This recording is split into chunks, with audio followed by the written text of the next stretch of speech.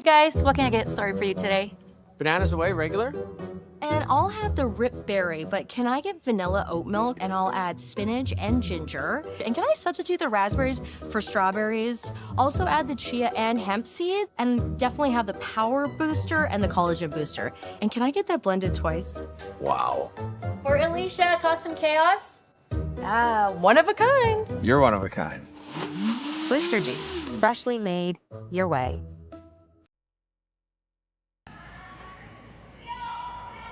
Hello and welcome to the Saville Grand Prix here at the Saville Center in Edmonton, Alberta. We are off to the quarterfinals this morning, the Sunday morning here in Edmonton.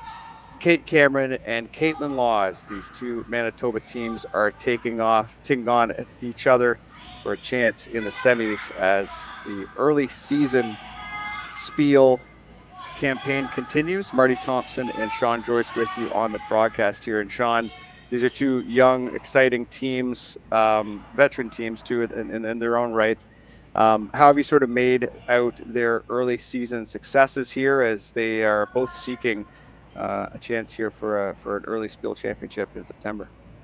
Yeah, well, it is early in the season. I'm not sure. This is my first look, actually, at the Cameron team, so I'm not sure how much they've had a chance to play yet this year. Kaitlyn Laws was here at an event last weekend, so she's been playing on the Saville Center ice for a couple of weeks, made the playoffs last week as well. And she had an unusual situation yesterday, just in that she played her last game. They were playing Yunji Kim. Both teams went in at 3-0. I was on the broadcast on that one, and we went in thinking, well, both teams are going to be through to the playoffs. It's just a question of who's going to end up 4-0. By the time she got off the ice and we started looking at the scenarios, there was no guarantee that 3-1 was going to make the playoffs. Now, just the way things fell in the last round robin game, we ended up with 4 teams at 4-0, 4 teams at 3-1, and there's our playoff 8. But she gets off the ice the last game of the round robin. She's done at 3-1, and she had to watch the draw last night to find out if she was going to be playing this morning. Well, one of the 4-0 teams is Team Kate Cameron. Have really cruised through the round robin here. Really one close game. I think it was against Richards. They took a 6-4 win, needed a 3 spot in the 8th end to get the result, but they have been really cruising here so far at the Saville Center. They were in action last weekend at the Saville Shootout, Sean, but they didn't have a good run. Right. I think they went 1-3. And in a group that, frankly, you would expect them to do quite well in, so they just had some difficulties there, but they've certainly picked it up here this second weekend. Yeah, you are right. I do remember that now. I just didn't happen to be on the call on any of their games last week. So Selena Negevin in the house here for Team Kaitlyn Laws, as we saw their 4th rock shooter in Laws there. Was just missing on the first guard from Kristen Gordon. She's back sweeping, as we've mentioned several times in the broadcast, but it bears repeating if you're just watching this for the first time, that the team has made this switch with Selena Negevin being in the house for the first set of rocks in each end, sort of calling the game, because Kaitlyn Laws was determined to be the better sweeper after doing some testing.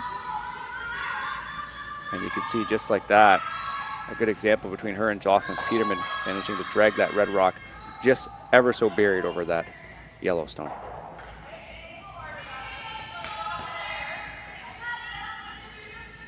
So Team Kate Cameron with the hammer as they had the better record through the round robin. Yeah, no draws to the button in any of the games this morning, with 4 teams at 4-0, 4 teams at 3-1. Those 4-0 teams will have last rock in the first end by virtue of that. Could get interesting this afternoon, though. Yeah, it certainly will. Dan Harris on the brush for this team, getting right behind the rock and managing to tap that red stone out.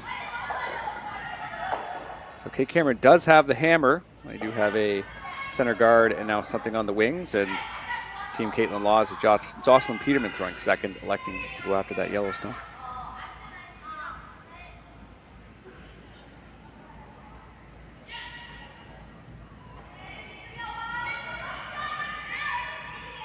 Jocelyn Peterman, 31 years old. Scotties champion way back in 2016 with Chelsea Carey. Laws really fighting the curl on this one. Yeah. Would have liked to have rolled back underneath the center, but important just to stick around.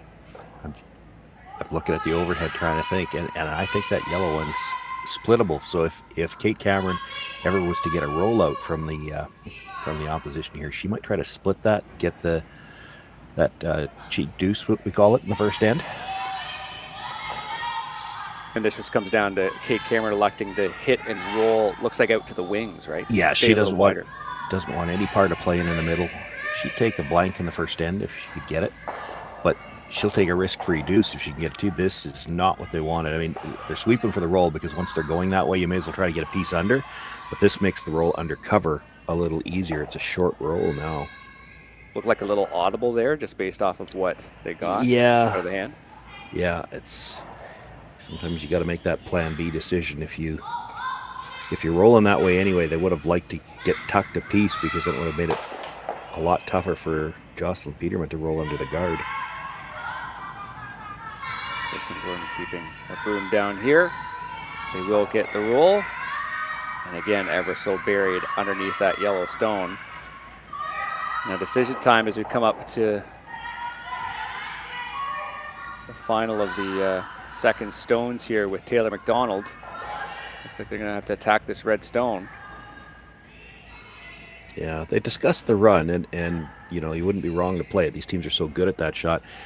And she could get the shooter slightly off the center line, so that if anything went wrong later, she'd still have the middle open, but she could see enough of it to play at it directly. McDonald throwing second for this team. She actually curls out of the Saville Center, lives in Edmonton. Dan Harris trying to bring this rock back after Mackenzie Elias put a broom down. And that is way out there. It will sail well past that red stone. And suddenly a change of fortune here for Team Laws. And now they could start thinking about possibly stealing. I think you have to guard to do that.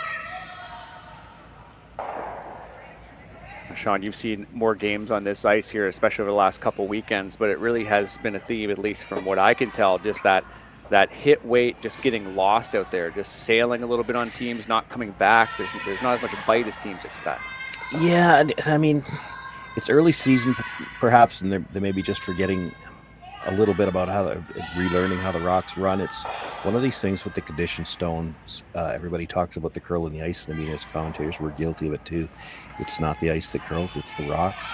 And with these conditioned stones where there's such late break, the reason it breaks late is because the stone has to slow down before it starts to grab and curl. Well, as soon as you pick your weight up, it never slows down to the point where it grabs and curls. So you see these draws curling 4.5, 5 feet, and you just figure, well, every hit's going to curl hard too. But that hit never slows down, so they just don't get the same bite on those. And if you give it a little bit too much of a pop, and all of these teams have taught themselves to throw a little bit of a positive handle so that it doesn't take off on them. Even with that one, you can see that little backwards motion just as it comes out of her hand. And if you overpronounce that, it's just never coming back.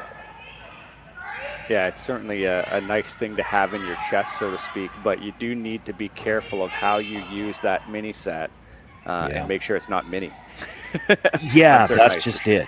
But you have to, you have to have it with these aggressive stones, because if you let it go soft, this is what we call it, soft out of your hand, and it starts curling right away, there isn't a brusher in the world that can hold that with these rocks.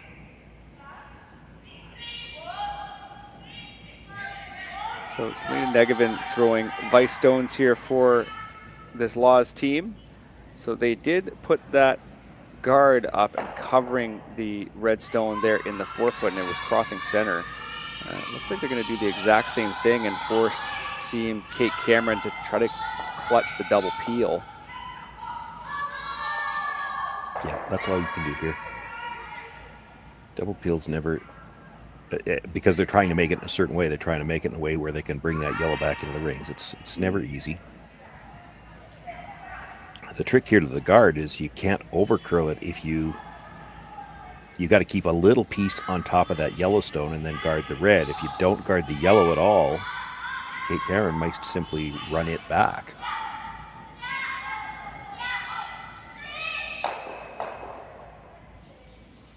she might have left her enough of the yellow to go after it.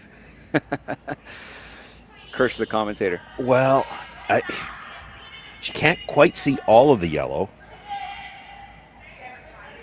I think that guard is a little bit closer to that yellow stone than Selena Negevin's first as well. So maybe it is a little bit more worthwhile to try this, despite the fact you could probably run that back.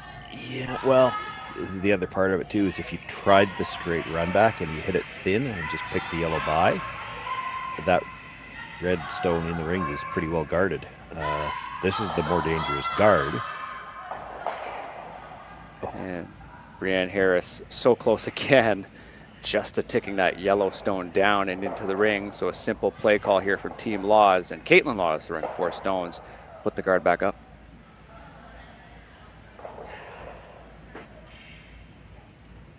Team Laws certainly off to a strong start. You mentioned there last night they had to stick around to watch to see if they made the playoffs. They were 3-0 as of yesterday morning. 10-2 win over to Sheffard, a 9-2 win over Nancy Martin in 4 ends, then 7-2 over Grey Withers. But they did fall to Unji Gim 5-2 yesterday. That really hung things in the balance, but still a really strong start from this team. Certainly comparable to Team Kate Cameron and how well they've played the opposition here, but it's that one loss put them in jeopardy. But certainly a team worthwhile to be here in the quarterfinals at the Saville Grand Prix. Yeah, it was wild watching that last draw last night. There was you went into it with 6 teams that already had 3 wins, and then there were 6 more teams sitting at 2-1 on the ice. So there could have been a logjam at 3-1. Again, they played the afternoon game. They played their last round robin game. You're thinking, well, both of these teams are at 3-0. They'll both be in the playoffs for sure. Well, there was no guarantee of that. Now, and out of those 6 teams at 2-1, 2 of them were playing head-to-head. So one more team was going to 3 wins, but one team was going to fall short. Kate Cameron played one of the other 2-1 teams. She won her game, so that took them out of the log jam. But had it gone the other way, you would have had 2 more teams at 3-1. Rui Wang was playing in that draw as well. She went to 4-0, but she also was playing one of the 2-1 teams. That could have been 2 more teams in a log jam. And then the other ones, it shows that there's all good teams here. Just because there were some teams that weren't alive for the playoffs, we had some teams play spoiler last night. There's some good games. Tiebreakers and spiels, you could talk about it all day, but it's always going to be tight. It's always going to be tight. Yeah, I mean, I've talked to a few people about it off the air. As a player, these small pool round robins, the nerve-wracking thing about them is there's not enough time to really separate the teams, so you do end up with potential for tiebreakers, and it can seem stressful, at least at times. But from our standpoint, when you're a broadcaster, when you're even an announcer, the drama starts right from the first game. I did one of the games Friday morning, I think first draw, and we talked about the fact that here's a team that they've lost their first game and you can't afford another one. And it sounds like, just something you would say, but here it is. It turned out that, you couldn't afford more than one. I've always compared it to the World Cup, the biggest sporting event in the entire world. There's usually a group of death, and everyone accepts that as a possibility. So the same thing can happen in curling. It does suck, but at the same time, we got to get all these games in a weekend typically. So some things like that are just going to happen. You just got to win your games and be the best team. So Kate Cameron running this red, hoping to get maybe a chunk of that yellow or the red, and they sail past both. Yeah, that's not what she wanted. If she was going to miss it, she wanted to miss it on the other side. Some things like that are just going to happen. You just got to win your games. Now Kaitlyn Laws can bring another rock into the rings. So Kate Cameron running this red, hoping to get maybe a chunk of that yellow or the red, and they sail. Yeah, lots of pressure to come here for Kaitlyn Laws. Come from Kaitlyn Laws, I should say. I'm a little surprised she's playing this turn.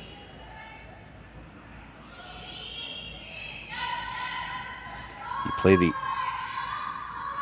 out turn and Christmas tree it. Kate Cameron has to play this draw and bite the button. And I get what she's thinking. I mean, if she puts it right beside the other red, she might not leave her any piece of the button. But if you're a few inches higher, a few inches too deep, you could leave a slash double for the blank.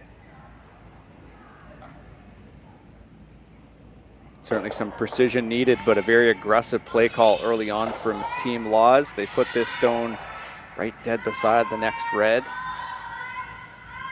Could be in a really good position to steal. Sweepers seem to like the weight. I think they think it's heavy. They're going deep now because they can't leave. They don't want to leave the double. Oh, they actually didn't want to rub off. Okay, I think the slash is probably there. It was deep, definitely. If that gets by the red, this is. They were actually fortunate to get the little rub. She's got to hit the first one fairly thin to get the second one, but it's there.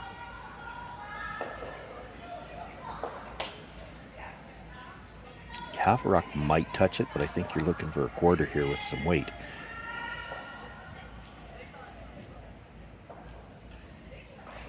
Oh, yeah, that's. Yeah, I don't think they have a choice. They have to make this double peel, Sean. You're bang on. Yeah. Quarter does get it for sure. So actually a little fortunate for Kaitlyn Laws that she did rub off, because if they get by that red, they would have been overlapped, and then it's a much easier double. Yeah, there sure is a decent amount of space there, especially looking at that Yeah. set of rocks. It's not like they're dead frozen or anything Yeah, like that. she hits the first one too thick, and it goes by the second one for sure. So final stone here in the first end. Kate Cameron 4-0 through the round robin. They're in the quarterfinals, but the pressure is already on in this first frame. She hit that backward motion too. You can see that rock still backing up. Do they get a quarter? They get an even slimmer part, and that will be a steal of 2 here for Kaitlyn Laws. Well played end from this team out of Winnipeg. We'll be right back with the second end after these messages. Hey Ben, what's the Aztec Safety online e-learning website again? Yeah, that would be aztecsafety.com. Fire extinguisher and firefighting, we'll send that one to Paul. Ah, now here's a course I should probably take. Conflict resolution. Power line safety. Yeah, I thought it might help me with my line calls. Did you know this Aztec website has over 100 safety courses? Jeez. Aztec Safety online course. Ground disturbance. Could have used that a few seconds ago.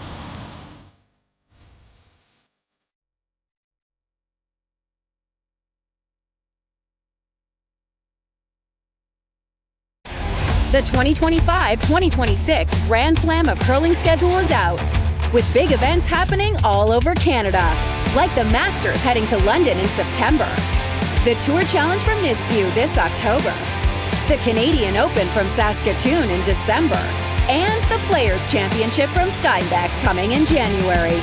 Early bird weekend and full event passes on sale now at gsoctickets.com. Let's walk.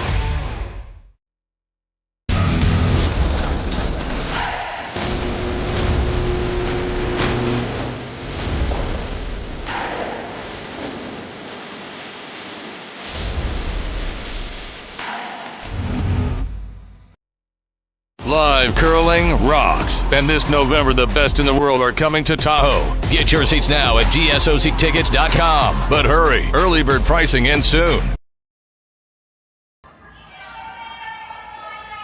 Welcome back here to the Saville Grand Prix here at the Saville Center in Edmonton, Alberta. Team Laws with a 2-0 lead after that big steal here in the first end. Marty Thompson and Sean Joyce with you on the broadcast. Welcome aboard.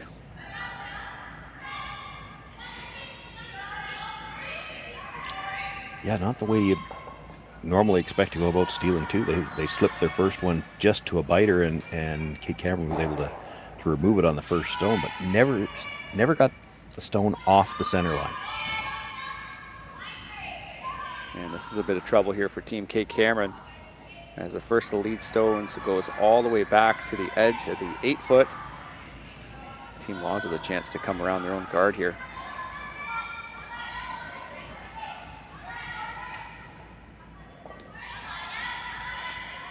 Well, the winner of this game will take on the winner of the quarterfinal between Eunji Kim and Corinne Brown, Korea and British Columbia, respectively. Eunji Kim is up 2-0 after taking a deuce in the first end with the hammer. The other semifinals in action, Selena Sturmey is taking on Yubin Park. That's a blank in the first end, and Ruri Wang is playing Taylor Reese Hansen. Chinese side, and Rory Wang with a 2-0 lead again after a deuce in the first end. Watch all these games on this very YouTube channel.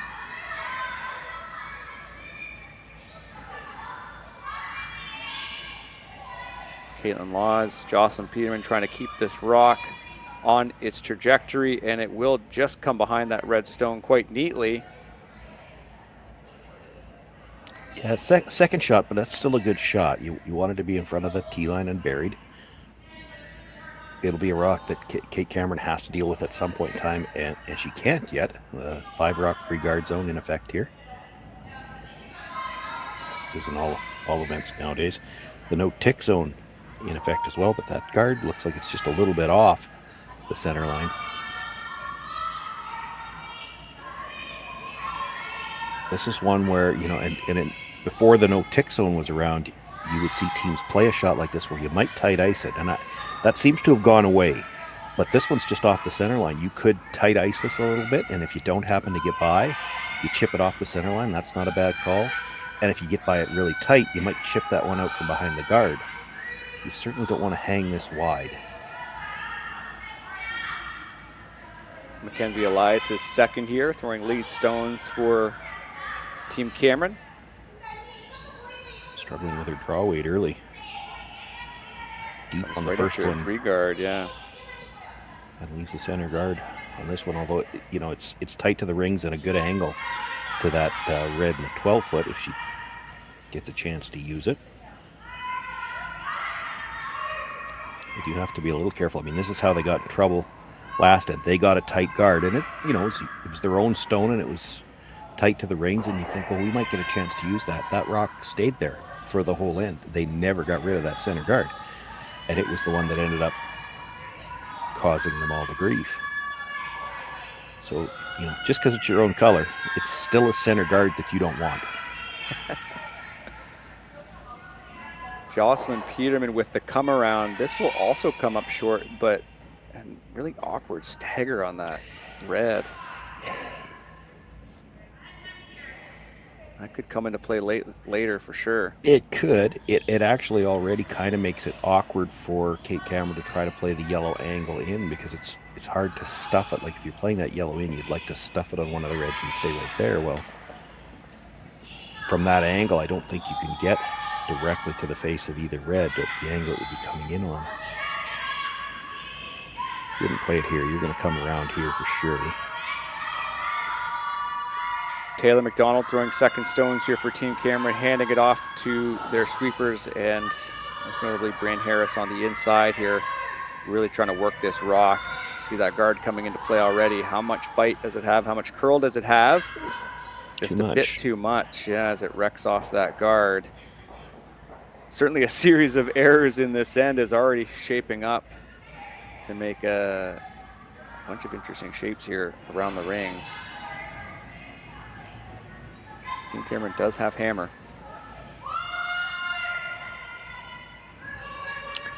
Yeah, just sitting one at the back. I think second definitely belongs to Laws. I think third belongs to Laws as well. So what they're hitting is fourth stone, but it's one of those situations where you don't have last rock. You can't just ignore every opposition stone in the rings. She can't get shot off this. I mean, she can hit and roll in a little bit, but it's just, you can't really afford to ignore that yellow stone. Might get the double. Ooh, that works. Not what she called. That'll work, yeah. Just quite a bit wider from Jocelyn Peterman, but it looks like that was a nice audible because they carved it over just enough. Excellent.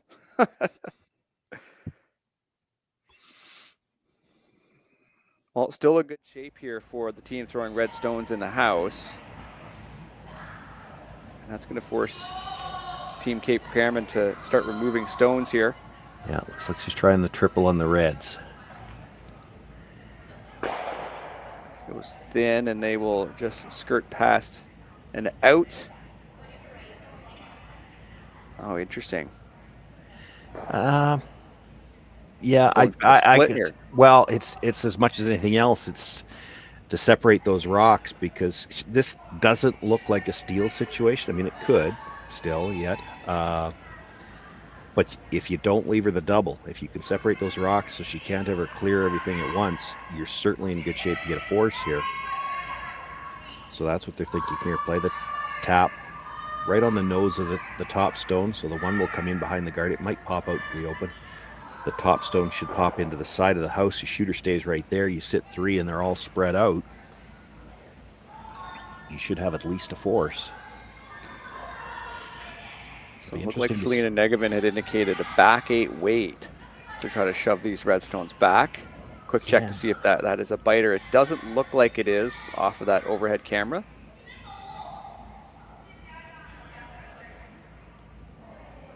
It'll be interesting to see where the second red, the one biting the 8 foot, where it ends up, because it does look like they're angled where if you tap it any distance at all, it's going to pop out in the open, but they're close together, so it's going to come more straight back than it looks like.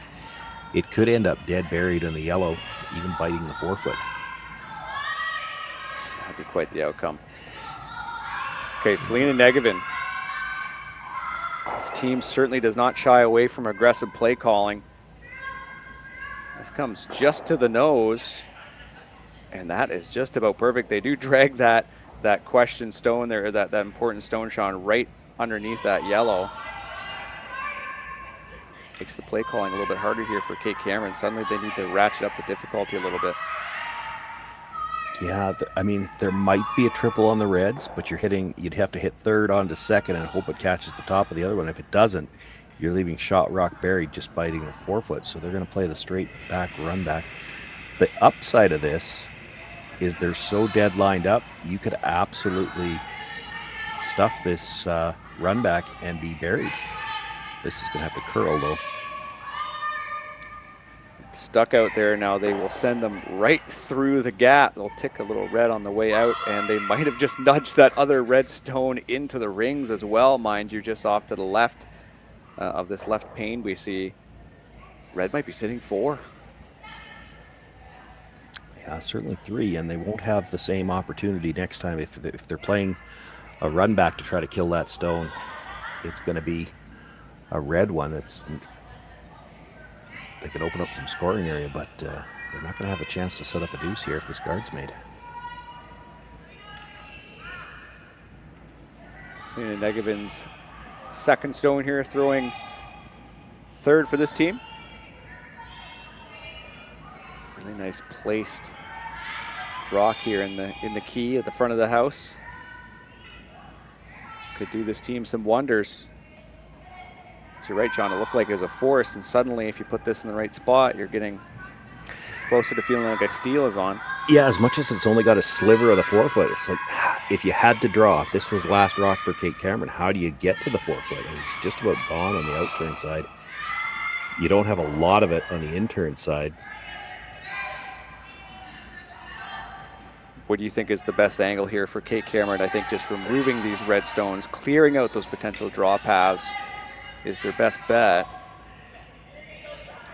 It'd be tempting to go after shot rock, actually. You can see you can see 3/4 of it. If you hit and roll to the open side, she's not drawing around. She's going to have to go after your shooter. Like, you could clear out these 3 reds. She's still going to guard that again, and you're still going to have to beat it with the last one. It's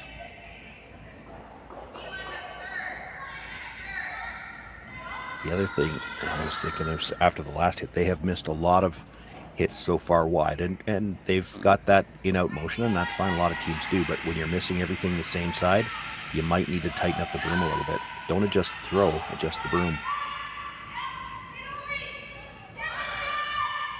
Brian Harris trying to remove some granite Instead, she'll just kind of smudge them around. So now that red stone, that real problem stone in the 4-foot, is now buried by a red stone.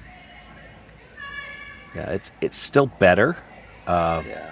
because you've opened up a path to get in for a single, but yeah, I think I might have been tempted. You go after the shot rock there, you roll to the edge of the edge of the 8-foot at shot rock.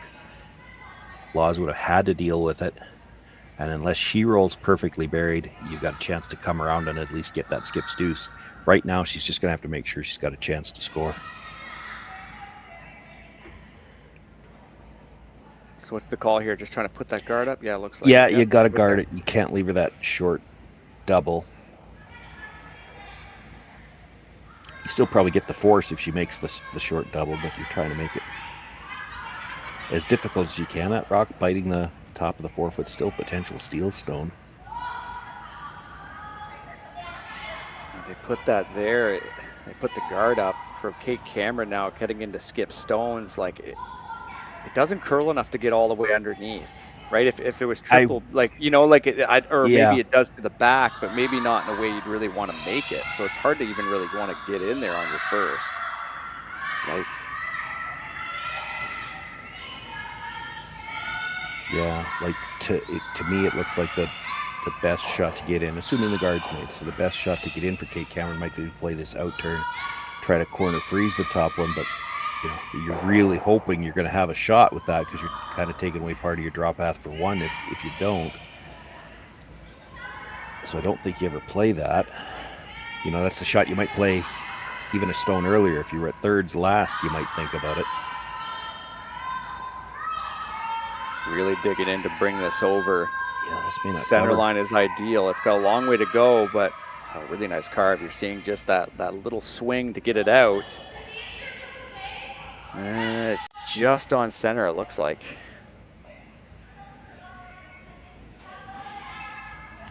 Okay, knows there's no chance she's getting a blank here. So her first thought was the draw. It looks really tough. I don't even think this is a case of let's draw here to try to set up two. It's let's draw to the button, get a piece around. We know Laws will have to remove it, and then I'll have the same shot for one. Yeah, what happens if you try to just get to the center line side of that red stone that's first shot rock right now? Try to be shot, but what if you just try to get there? Well, Kaitlyn will remove it, roll to the corner, and then you'll have to have the same draw for your score. The only shot that I see, I wouldn't think you'd ever play this because you'd have to have a lot of guts. I know what you're going to say. Go ahead. Come off the one on the side 12-foot. You play that double, and you're dead buried, and you got a shot for two. But that's kind of all or nothing, and I don't think that's a shot you're playing in the second end. If this was the sixth, she might think about it. And again, it's another one of those ones where if it's one shot earlier, you'll do things on the thirds last to set up a deuce that you can't afford to necessarily do on the skips first. Because in this case, she has to make sure she's got a chance to score. If you try that double and don't touch anything, Kaitlyn Laws can take away that side of the 4-foot, and it's really hard to score at all. So an extended chat with her front end here, Kate Cameron. They're trying to dial in this draw weight a little bit. Might need to make two clutch draws here back-to-back to escape.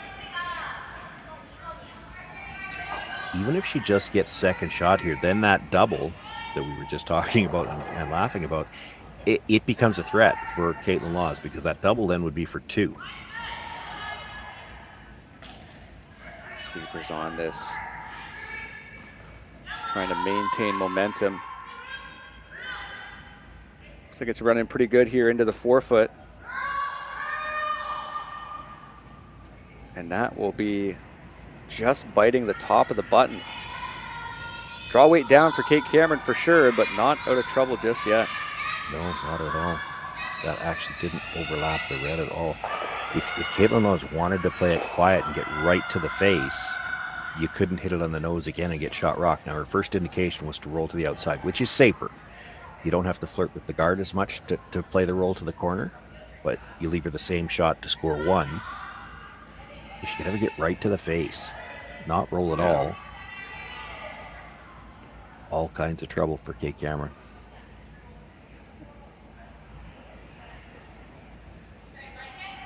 So it looks like might be safety first for this Kaitlyn Lawes team. At least it indicated looked like they were going to want to roll off. But you're right. Like Yeah. maybe it would be risk. It might be worth the risk considering just how high that guard is.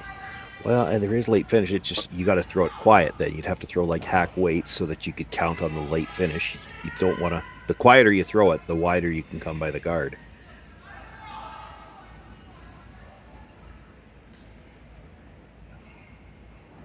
Final stone here for Team Lawes.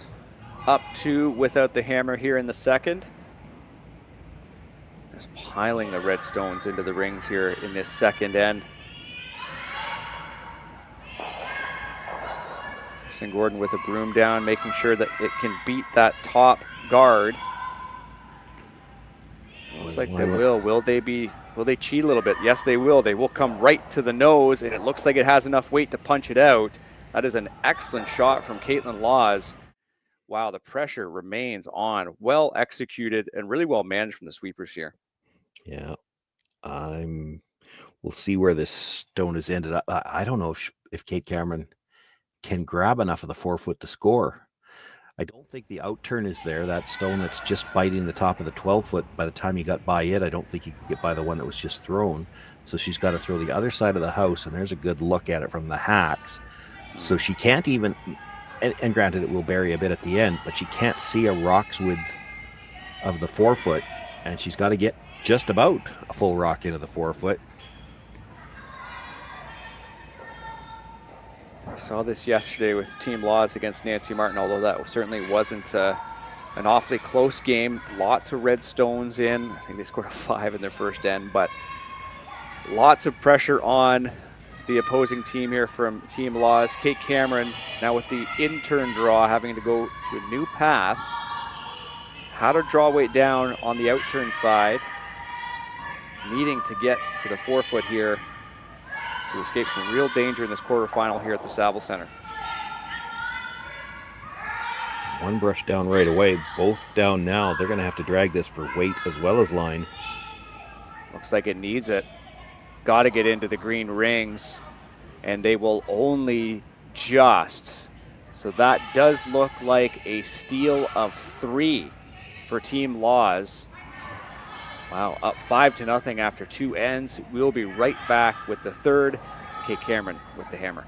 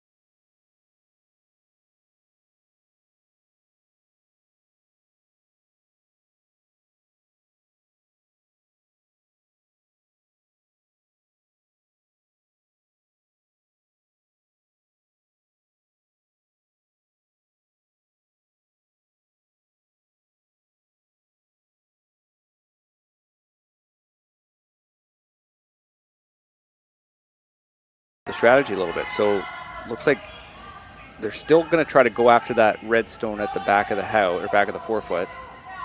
Anything behind the tee line, I think maybe is your friend.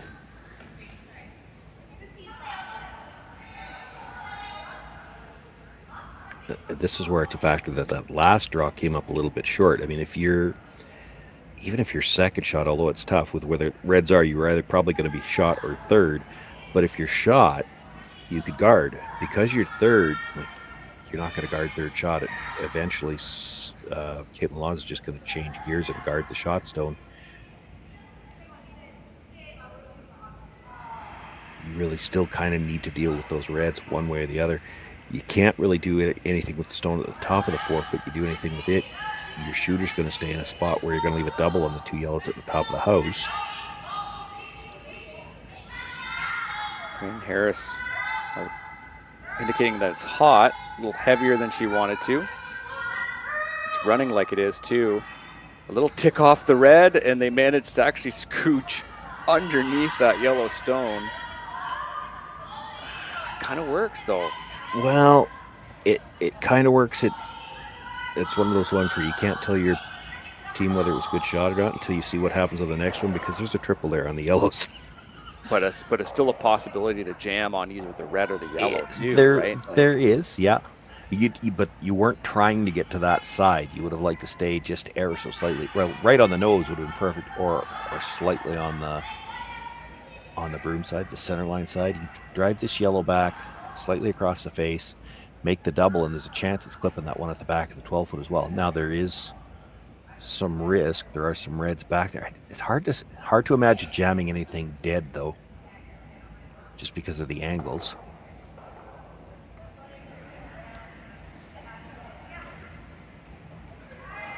Selena also talking about, let's just get rid of this yellow at the top of the 8-foot, roll across and move our own a little bit.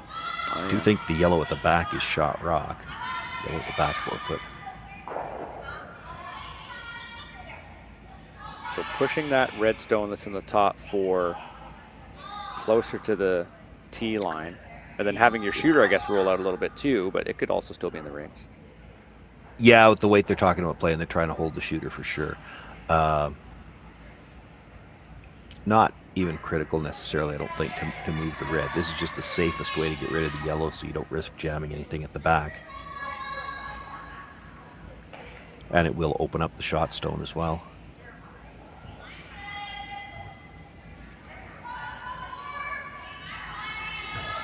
It's a good scoreboard call. Because the more red you keep in play, that yellow at the back is already eliminated.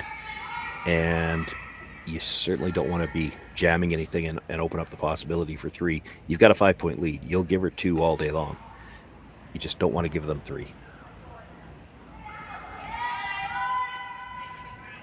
So Selena Negevin calling her shot, so to speak.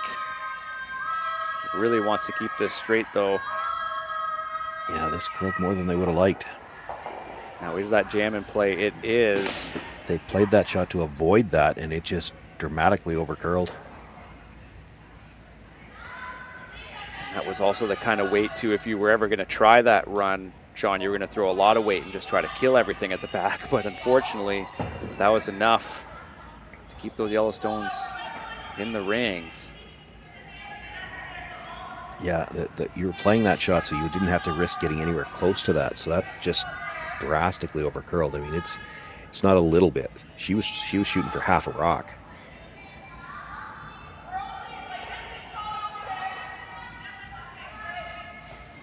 So Brianne Harris and Kate Cameron discussing. I think it's pretty simple just to get rid of that stone in the top 4. Maybe get a decent roll here. Suddenly things are looking pretty good here for this Kate Cameron team. Yeah, the only downside for them and all that I can see is that, you know, they kind of have to roll back to that broom side and all the yellows are going to be grouped. But if she's got I don't think you ever want to be dead behind the red, but if you're half behind the red, I don't know if there's any angles to kill 2 right now. Second carb there, they get a decent chunk of that red stone.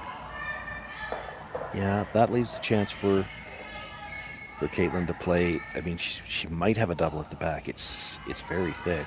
Or she's got the slash. You could get 3 of them playing the slash. The problem is you're losing your shooter, and then there's only 1 red left in play.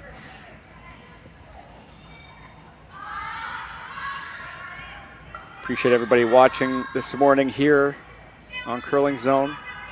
Lots of comments there. I know we dropped out briefly, but we are back. No, someone did not trip over the wire. I think that's, no, there's no tripping over the wire. We live in a wireless age, so we don't have to worry about that type of thing anymore. No, it's more likely somebody spilling coffee on that control board. Exactly. Coffee all through the router. Oh man, hard to get that out. So a 3-person discussion here around the rings with Jocelyn Peterman joining in the fray. You make a good point. Just the yellow, just the stagger of these stones is super awkward here for Team Laws. Yeah, like there's a really, really thick double at the back, but more likely what happens when you try that is you don't kill the second one, so Cameron's still going to be sitting 2. You could play the slash on the one that was just thrown, try to get the one at the back 8 foot as well, and there's a chance it clips the one at the very back 12, so there's a triple here. But it's hard to play that and hold your shooter. You saw Saleta talk about, well, we could just try to hit and roll here. Well, if you're trying to play the hit and roll there, you're not throwing enough weight to get probably not even the double. Right. If you're hitting that, you're hitting half a rock. Like you're losing your shooter all day if you're trying to get rid of more than 1 yellow.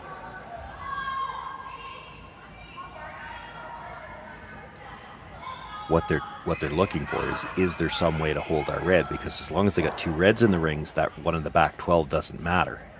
Yeah.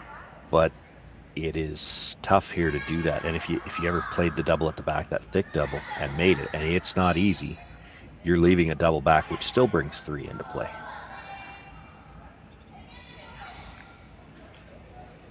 Lots of scoring here in the quarterfinals across the board. Taking a look at the other matchups here, Selena Sturmey and Eubene Park.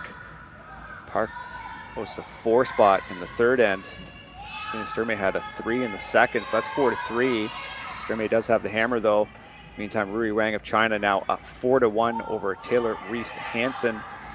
As we mentioned earlier, the other quarterfinal of note, winner of which will take on the winner of this game, Eunji Kim and Corinne Brown. Eunji Kim still up 4-0 there. Corinne Brown with the hammer in the third. They've settled on this slash, and I do think it's the shot you have to play. Scoreboard says you got to try to get rid of 2 yellows here. This is probably your best shot at a double. It's a chance at a triple as well. If she drives the first one back on an angle so that it dead stuffs into the second one, there's still a chance that the rock at the back 8 foot and that little biter at the back 12 both go. So you got really 2 chances at a double here and possibly a triple.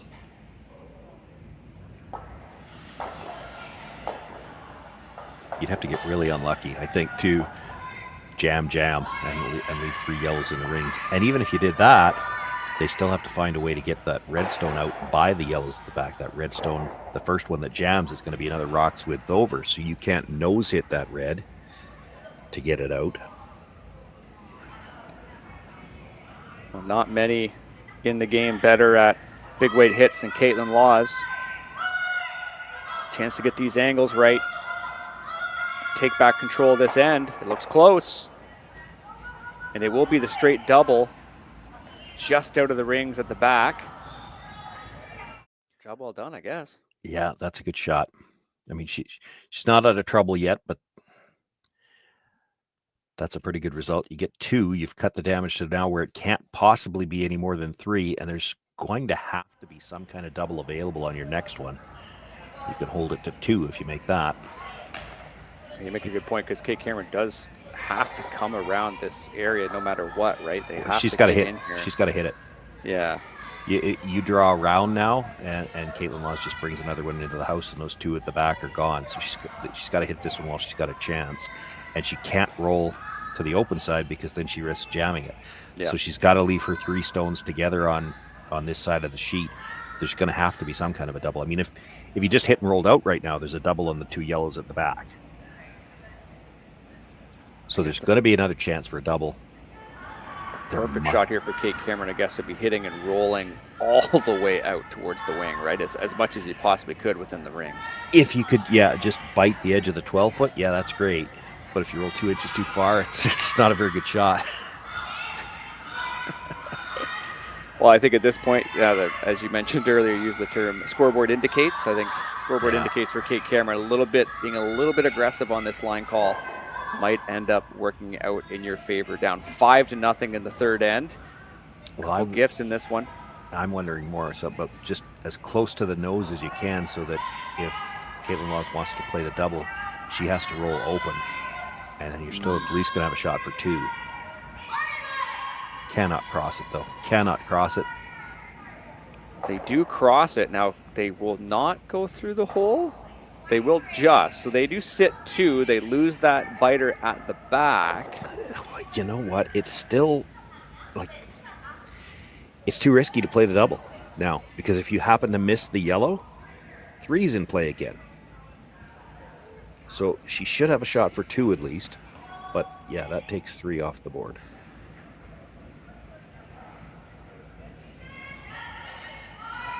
So Kaitlyn Laws looking at that hit and roll off that one that's behind the tee line. The Cameron team just maybe not all throwing the same today, because we've seen most of them, the hits have been missed on the wide side, but that's the second one that Kate Cameron has over-curled on. And she's the only one on the team that seems to be over-curling on them. So maybe not all releasing quite the same today.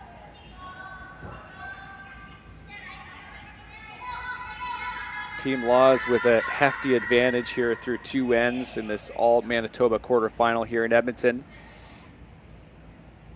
But some shots certainly required from the skipper to get them out of trouble. A double on her first. Now a chance to hit this Yellowstone and roll in behind and be shot stone, I guess. Try to get Kate Cameron to throw something a little bit more difficult on her last and really earn her deuce. Yeah, even if she gets this dead buried on this ice, there's going to be room to move it back as far as she would need to get 2, but you can certainly make this a much, if you can force your opposition to have to throw a finesse shot rather than just something open, that always brings into the equation the possibility of something going wrong.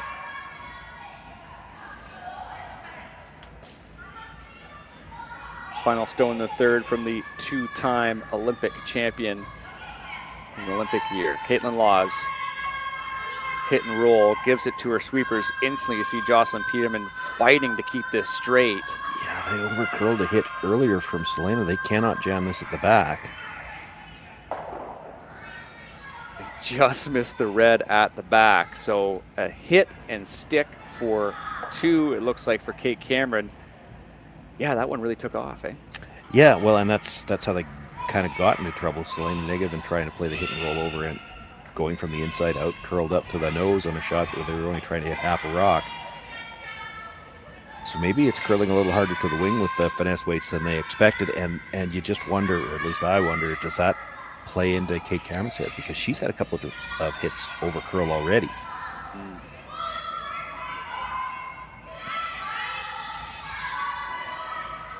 Yeah, you make a fair point. The jam doesn't hurt her. Yeah, jam doesn't hurt her here, but she has to stick around. Cameron settles in with a chance to get a deuce and crawl back into this game. Lots of work to be done here from the third end onward, but it all starts here. Final stone here from Kate Cameron. Threw down pretty quick here from McDonald.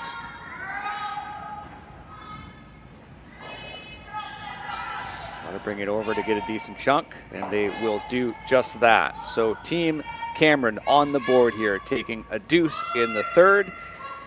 Kaitlyn Laws will have the hammer in the fourth end when we return after this. Imagine being able to stream every curling game from every sheet from any event, be it your Wednesday league game, bonspiel, or corporate event. Curling Stadium offers an all-inclusive streaming solution featuring high-quality cameras, ease of use, great reliability, and minimal installation.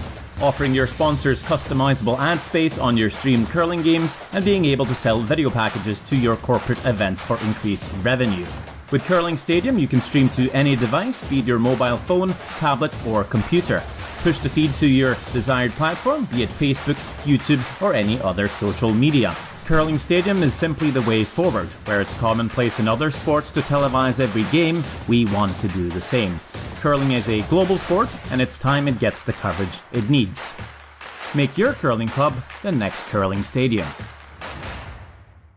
The rock faces around Lake Tahoe are legendary. But this fall, new ones will emerge in the Tahoe Basin. Pullman, Mowat, Gushue, and more. November 4th through 9th, the Grand Slam of Curling's first ever event in the U.S. is coming to Lake Tahoe, where the greatest rock stars on earth unite for 6 days of incredible curling, celebrity appearances, and après curl parties you won't want to miss. Get your tickets at theGrandSlamOfCurling.com. Let's rock!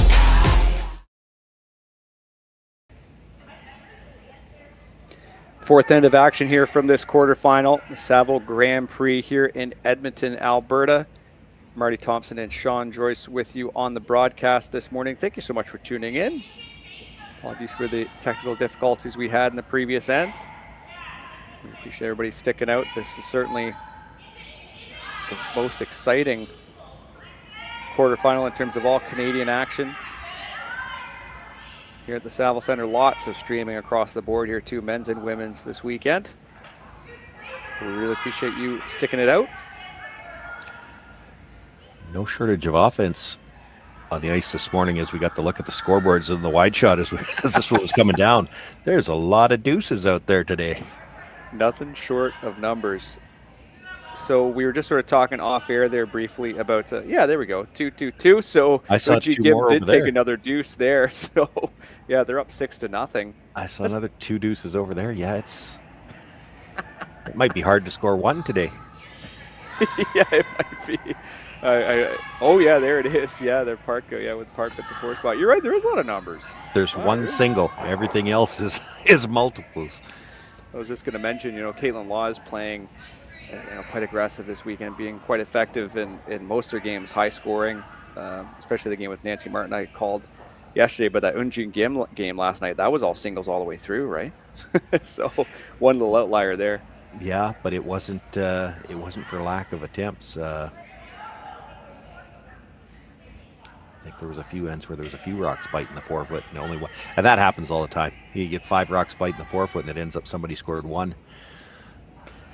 So we were talking about this off air briefly, Sean, but Team Cameron does elect to go for the double centers, as you were rightly pointing out. They probably do need to steal at some point, being a little aggressive here to try to see if they can generate something. Yeah, you got to push the envelope a little bit. Now, they were unfortunate. The first one didn't actually touch the center line, so it could be ticked, but it did get nice and tight to the rings, and good job on that second one. I mean, you're not going to get much longer on that high guard than that, because if you did, they'd kick it off because it did get over the hog line. But so they've got maximum separation.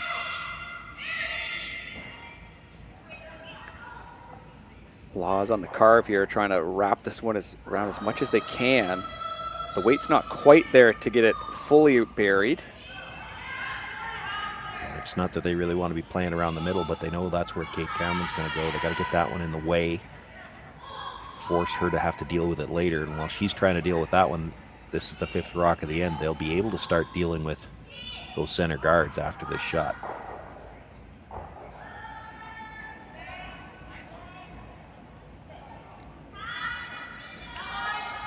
That's why it's really critical that this shot is well placed, because they can peel a guard on the next one. This has to be in a good enough spot that you can guard it for a while.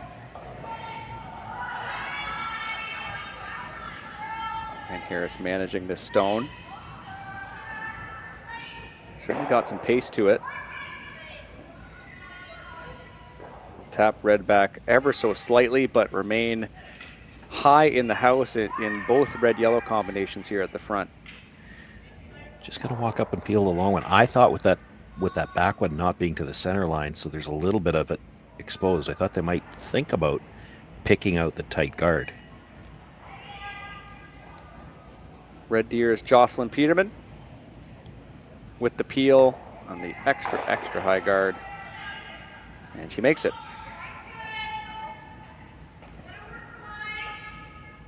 So certainly this is a good enough shape for Kate Cameron to want to protect Sean, I guess, to sort of keep the status quo here for a few more shots at least. Yeah, you have to for now. You start making your play in the house too soon. It's just too many chances for Laws to clean things up.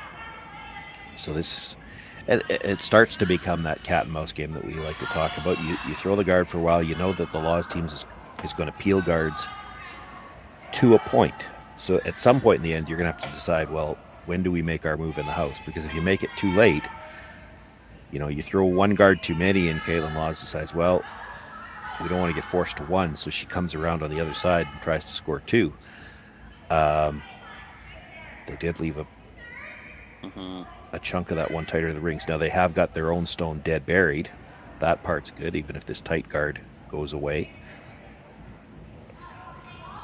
But you won't have any of the center line guarded.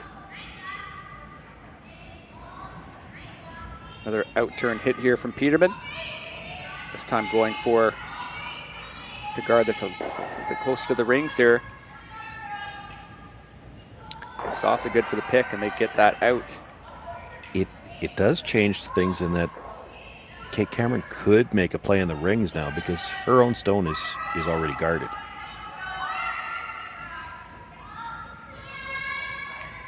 The options I'm seeing are the hit and roll that she's playing right now, or you could play the same draw, the freeze, onto the yellow. Leave yellow, yellow, red. I don't like coming around the other side. Yeah, she's wide open, eh? Well, the issue is you try coming around the other side, and how do you ever get rid of this red? You're going to leave two rocks for it to jam on. And this red might be the one that you need to use to get...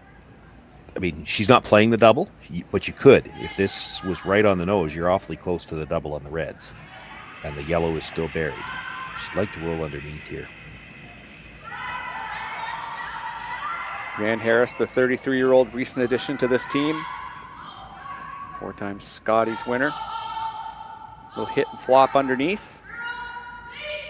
They need to get a thinner piece of it. They will. And that's a lovely shot there from Brianne Harris. Yeah, that's really good. Super precise. We saw lots of rocks down the center line, so both skips got a decent look at it, but that is just ultra precision and really good sweeping. You see that last minute carve. Really nice. Well, and the problem it creates now for Kaitlyn Laws, she can't see either of the yellows. She's going to peel the guard.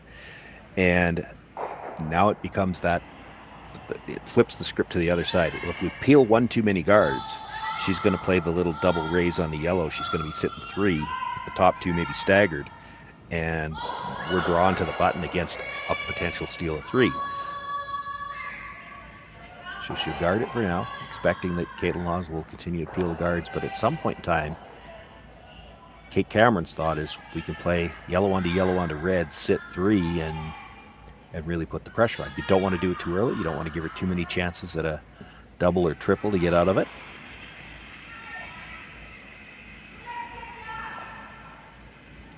Sean, a bit of breaking news here out of the Saville Center. We did get another single, just one single. Taylor Reese Hansen puts up one in the fourth, so they are still down 4-2 against Ruri Wang. And yeah, we can confirm that Eunji Kim now up 6-0 against Corinne Brown in the other quarterfinal on this side of the bracket. Both sweepers trying to bring this over, and they will cover. Yeah, that's pretty good. And you could see the wheels turning for Kaitlyn Laws. If we do that one more time, is she going to play that double raise? And she doesn't necessarily have to. She could guard it again because she can see a piece of that red stone on the out-turn side to just pick it out and sit two.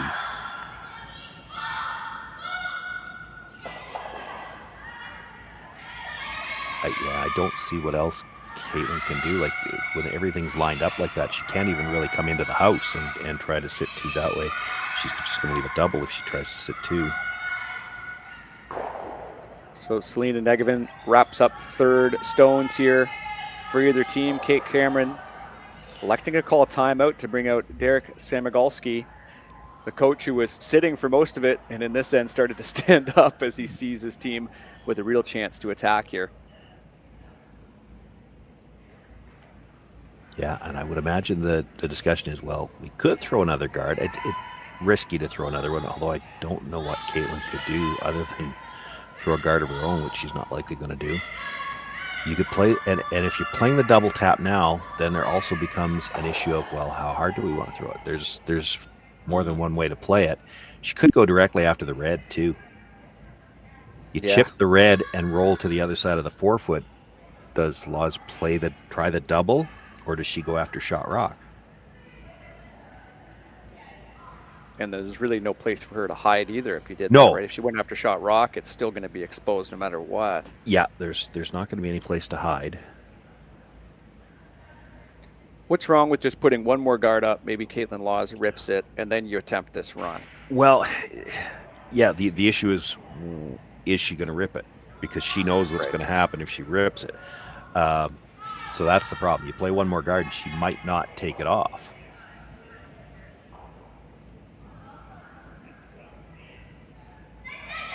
Looks like they're going after it now. Yeah, with some weight too with that broom. Like, you didn't have to try it. There's options, and that's, I'm sure, what they were discussing. You could play this quiet and try to keep the red at the back of the house too.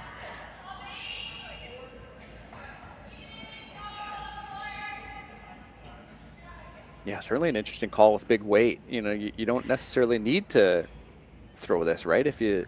Yeah, I don't know if it's going to be big weight. She has to hit it at a little off center. Like the way I'm looking at it, she needs to hit it just slightly on the center line side. Just depends on how they want these to splash. You'll leave her a double at the top. You just don't want to leave any kind of a shot at a triple. First of the skip stones here from Kate Cameron without hammer.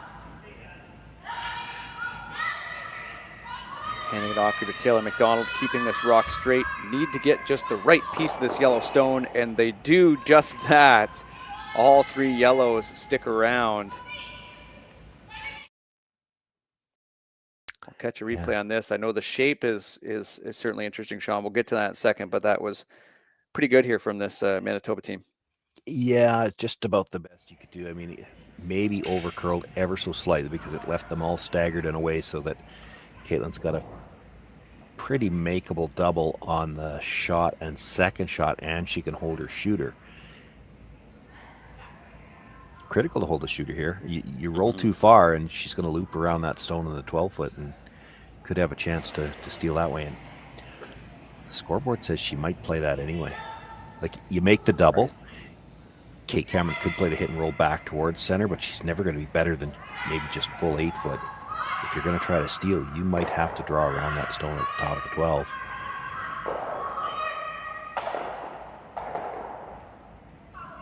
The in-turn hit here coming from Kaitlyn Laws. Certainly in the driver's seat thus far, but I feel a little bit of a momentum swing in this end. Well played from Kate Cameron, putting her opposing skipper under a bit of pressure. Double is made, and the shooter sticks around, though. And sticks around for shot, which is important.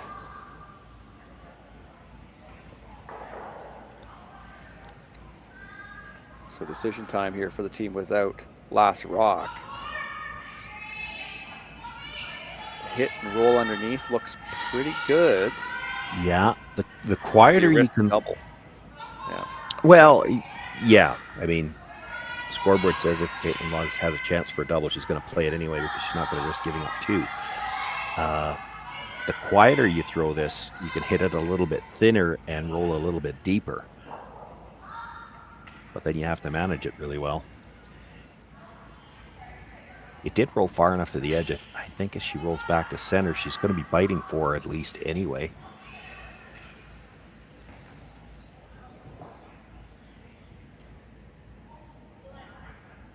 Final stone here from Kate Cameron, sliding out in that tuck delivery.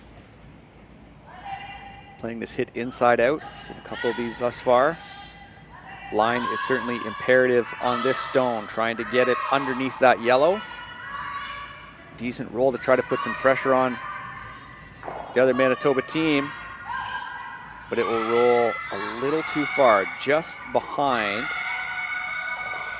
And it looks like Kaitlyn Laws will have a way out if she just wants to hit and stick. Yeah. She doesn't have to risk the double. She was always going to play some kind of, well, I would expect she was always going to play some kind of a hit. Even if you roll to the edge of the 12-foot, I can't imagine she would have drawn against 2. So final stone here in the 4th. With the 3-point advantage, looking to make it 4. Kaitlyn Laws simply needs to remove this yellow stone at the back 4, stick around, take a single. Those singles have been hard to come by today. Yeah, coveted singles, you're right. Actually, I will add, there has been another single in the Selena Sturmey Moonbeam Park game. So they're coming in. They're trickling in, Sean. Just, you got to be patient. We started big. We're going to be bringing them down to singles later on. Final stone here in the 4th. Kristen Gordon on this pretty quickly. Not a ton of weight, but just as the sweepers like it. So it sticks around in the 4-foot, make it 6-2 after 4. We'll be back with the 5th end after this quick commercial break.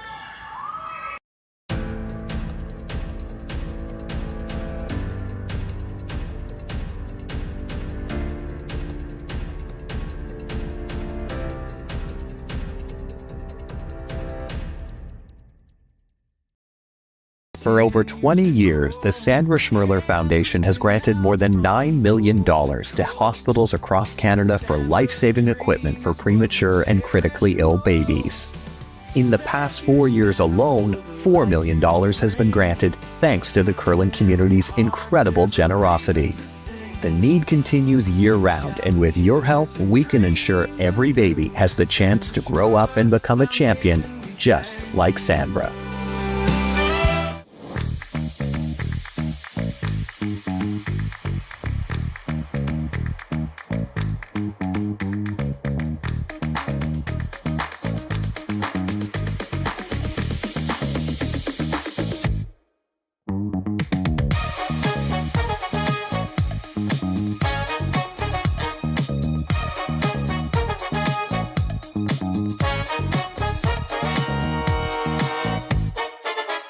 Welcome to the RockShop.net, the official store for the Grand Slam of curling. Whether you're looking for the best hats, stylish clothing, fun toys, or unique accessories, the RockShop has it all. Shop online anytime at the RockShop.net for exclusive Grand Slam of curling gear, or come see us in person at your next event. The RockShop.net, where fans find their favorite curling gear. Live curling rocks. And this November, the best in the world are coming to Tahoe. Get your seats now at gsoctickets.com. But hurry, early bird pricing ends soon.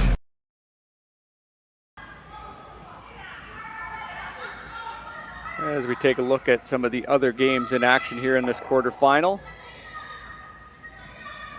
As mentioned, winner of this game will take on game between Yunji Kim and Corinne Brown. Kim now up 6-0 in that one. The singles are coming in. Kaitlyn Laws just posted the first of our game, and Selena Sturmey, as mentioned, took one in the 4th. That game is now tied 4-4 against Eugene Park. And in the game you see there just to the near sheet, that's Rory Wang versus Taylor Reese Hansen.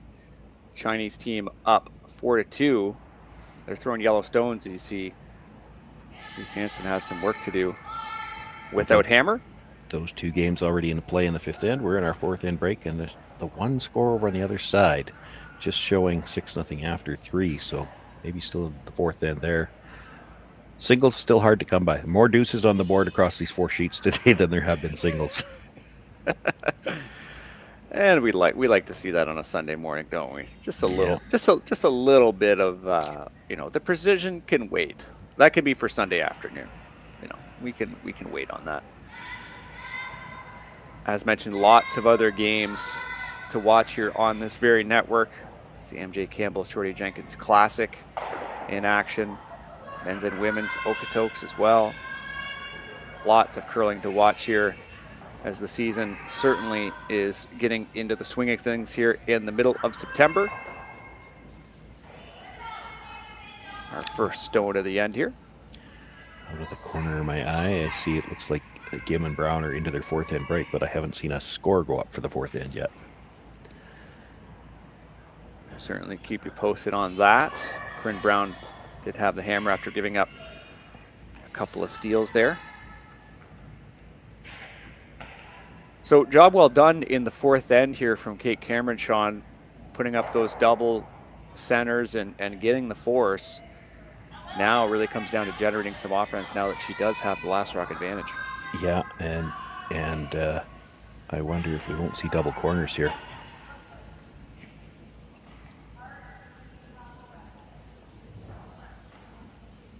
If you're just joining us, really a late start here for Team Kate Cameron. Gave up a deuce in the first, steal in the third as well, or steal in the second rather, 3 points. They were down 5-0, but they've certainly found their way back into this game. A deuce in the third, they got their steal.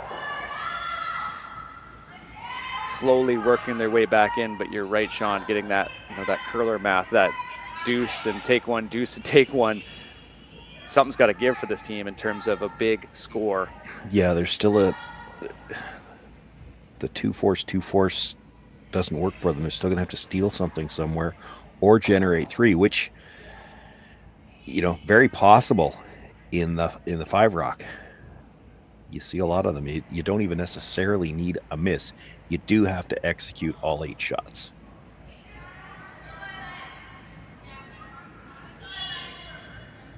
Lead stones here for Team Cameron and Mackenzie Elias from East Paul, Manitoba.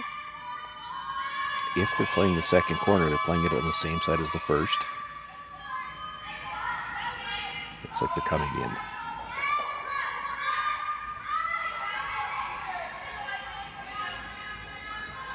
Sails all the way. Can it get a little bit of white paint? It will not. But as you can see from this angle, pretty well buried underneath that corner guard. And now the Laws team will play the center guard. And again, we talk about this all the time. It's not that they really want the center guard. They need rocks in the middle to force Kate Cameron to have to deal with those at some point in time. While she's dealing with those, they're going to deal with the corner, and they're hoping that when they have to go back to the middle, that the Cameron stones are going to be grouped.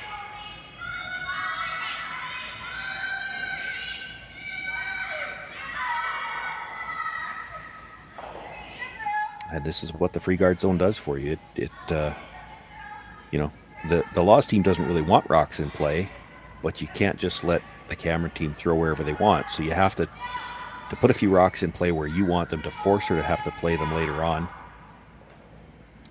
And it can become a game of cat and mouse. It's interesting to see who blinks first. There's all the cliches we use all the time, but it gets interesting. This is the part that gets really interesting to me is how do you try to maneuver all these rocks?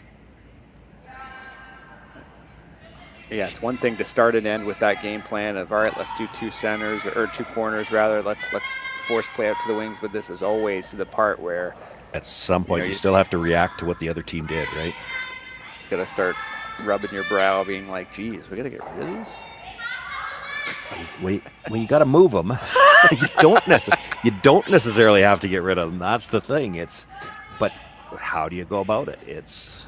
And the whole time, it's not just what you can make; it's what you can leave. So you don't want to leave any doubles behind.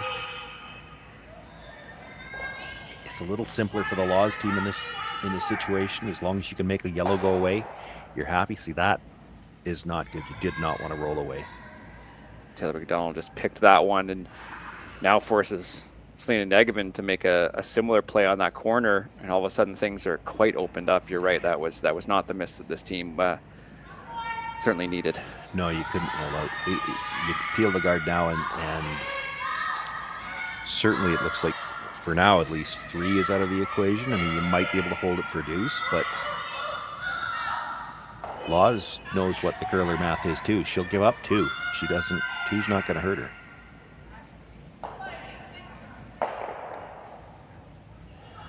That, and will they roll it all the way out? Looks like they will just touch that board there. Again, thanks everybody for tuning in this morning. Lots of other games on this network, but we are the most streamed right now, so congratulations to us. Connor's doing a great job in production. This has been a super fun game to watch for sure. I can see why people want to tune in.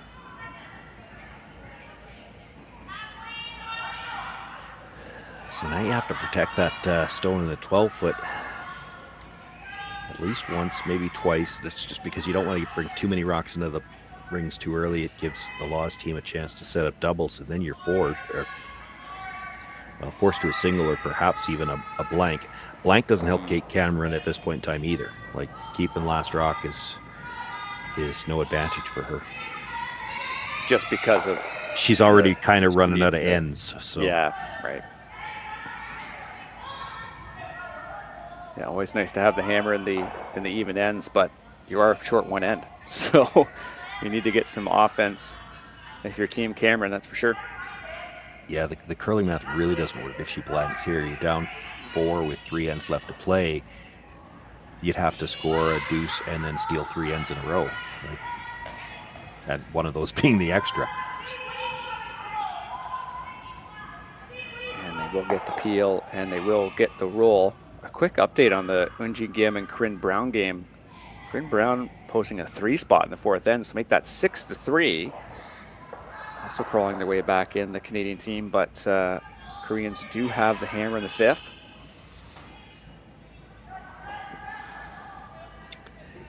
Third's first stone, so she'll guard it one more time.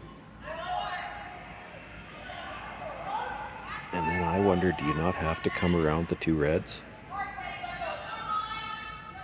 Yeah.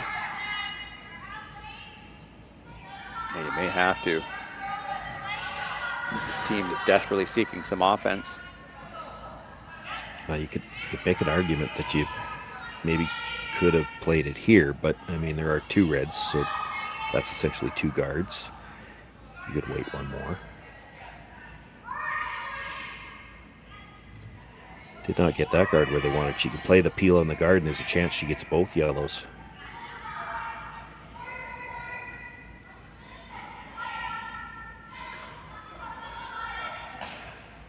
Laws back into the house here for this team. She throws 4th, now sweeps. Lena Negevin, the one calling the game, so to speak. Bit of adjustment for this team as they seek a bit of success. Certainly not the best quadrennial, they would admit to themselves and to others, I'm sure. But this is the year with it all to play for. They stick. Yeah, that's not a good result. And now there's also that red guard that's just off center too. Really interesting. Well, yeah, Kate can play the double now. I'm not sure you can't play the double and roll. You could almost get across the face. I'd be tempted to try to roll under the guard. Mm-hmm. She's going to hit the open one. You're still going to have a shot at the back one. And it's possible. I mean, if you'd have to throw some weight, but you might be able to make the double and roll behind the guard. I mean, you're going to catch the second one very thin to do that, but it's probably there. And that looks like it'd be pretty good spacing on those yellow stones as well. Difficult to remove both. Yeah, I think it would be pretty flat. Yeah. Although they are closer together, of course. Brianne Harris trying to get across the face, removing both these red stones, getting a decent spot for the shooter. They're awfully flat, those 2 yellows, but red is sitting first shot. Yeah, I'll be honest. In that situation, I didn't love that weight choice. Just a little bit down weight, yeah. Yeah, well, if you're going to play the double, you've got to have enough weight to kill them both. You're still forced right now. Like, you had to get both reds out if you were playing the double.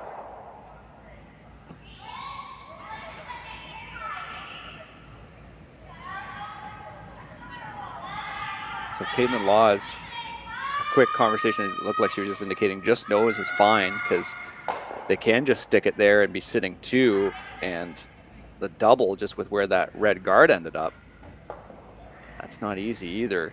Yeah, she's not going to play the double. She's going to play the hit and roll under on the shot stone.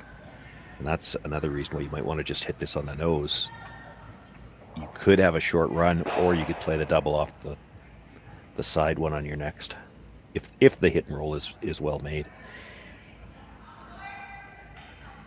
Kaitlyn Laws makes this shot, puts in the right spot. That Yellowstone out in the 12-foot is almost void for this Kate Cameron team. Well, it is for now, but I mean, if she rolls buried with her last one, Kaitlyn Laws will probably hit that stone in the 12-foot because she's not going to risk giving up 3. Now, she might be able to play off it to try to get a double, but she's not going to ignore an open stone to play a tough shot in the middle. Well, you got to get by the front one. Ooh, slid right in there. Yeah, she didn't need that, though, because that actually works as a second guard. Kate Cameron can just, you see her already talking about, let's just draw straight in there. Yeah, right.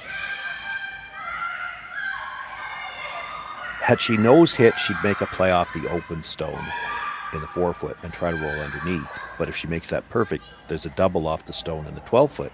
If she could make the come around now with where she'd end up, I'm not sure you're going to have a double off that yellow stone. So Kaitlyn Laws might just have to, well, she doesn't have to hit it because there's no chance that it comes back onto the scoreboard. But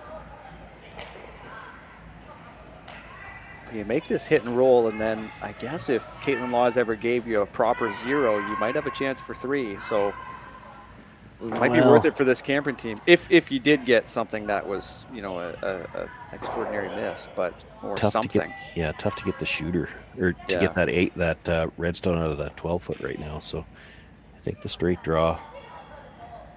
The fact that those reds are overlapped means there's not going to be any way to get this out if you get it buried. Probably not even critical to be shot rock. You got to be second for sure.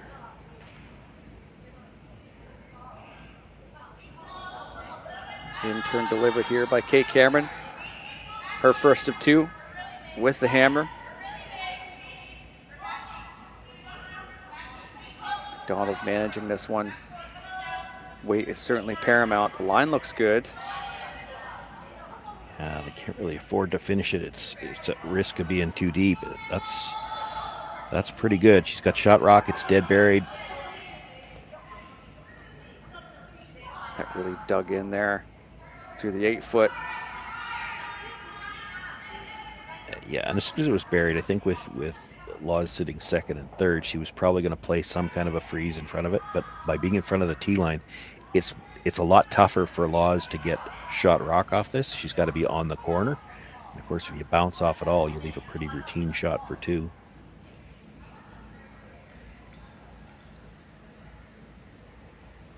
Simple instructions here for the 4th rock thrower. Just follow down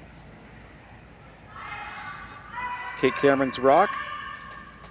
Sit in top and even be shot maybe. Yeah, that's what they're looking for. Certainly she wants to be shot rock here, but you have to be right on the corner of that stone to be shot. You can't get too close to the face. You wouldn't have enough of the 4-foot. And you can't really just guard everything. Like, there's no way to guard the entire draw path. She's also got the open hit on the second shot. So your best chance to cut the rings down is to come right down to the corner freeze. Now, if she locks us right on the corner for second, or for shot, pardon me, I don't know what. Like, Kate Cameron's going to have to try to find a shot for 2, and I'm not sure what she's going to have. There might be something off that outside yellow. Low percentage, but scoreboard says you might have to play the low percentage because if you get forced to 1, your win percentages get lower still. Final stone here for Team Laws. They have the lead, but they don't have the hammer. Coming right down to this yellow stone, needing some extra brush strokes to get it right to the face. Yeah, over curled on them a little. So the shot for 2 is there here for Team Cameron. It's like the clean draw right into the button. Awfully close, I think, at just a few inches inside. And it's a different story. Yeah, if she's shot rock, it changes everything. But by being second, even if she's a little farther over and takes away some of the draw path, as long as she's second, there was always going to be a shot for 2 because she could always play the hit and roll off that one at the edge of the 4-foot as well. She did just throw the draw. Granted, she has to go a little bit wider to make sure she's by the red stone this time.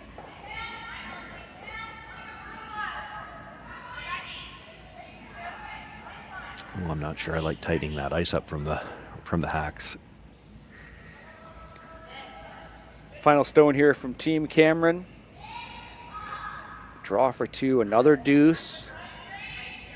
Slowly working their way back into this game, although this draw does need to be pretty precise. button is required. Rushers are staying close. They must like the weight. They're just waiting on the line, but I'm not sure this is slowing down. Needs to dig in. And it will sail to the back of the forefoot. From this angle, it does look like red, but we'll see what the teams have to say. Too far, I think.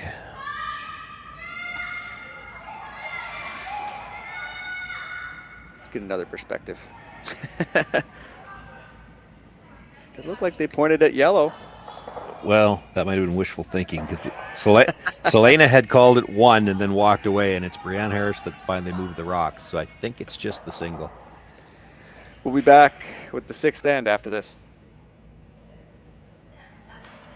Hey, Ben, what's the Aztec Safety online e-learning website again? Yeah, that would be aztecsafety.com. Fire extinguisher and firefighting. We'll send that one to Paul. Now here's a course I should probably take. Conflict resolution. Power line safety. Yeah, I thought it might help me with my line calls. Did you know this Aztec website has over 100 safety courses? Jeez. Aztec Safety online course. Ground disturbance. Could have used that a few seconds ago.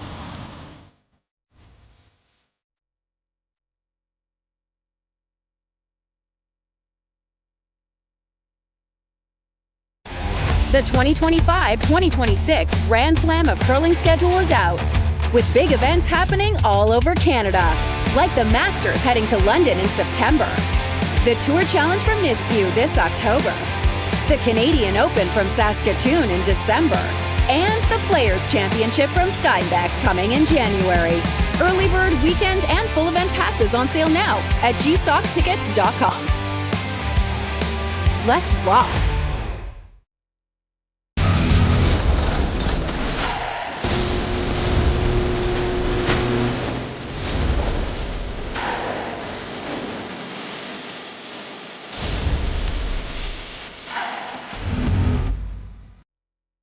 Live curling rocks. And this November, the best in the world are coming to Tahoe. Get your seats now at gsocktickets.com. But hurry, early bird pricing ends soon.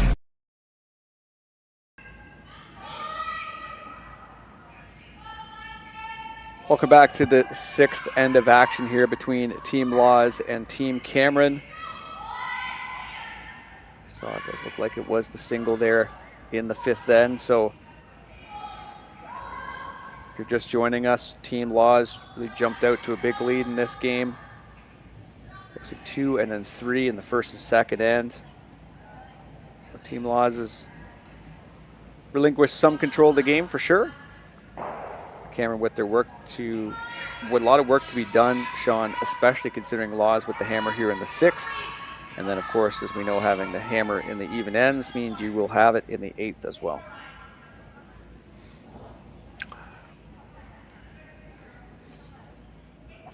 If all goes according to plan, of course. Yeah, it depends on whose plan you're following.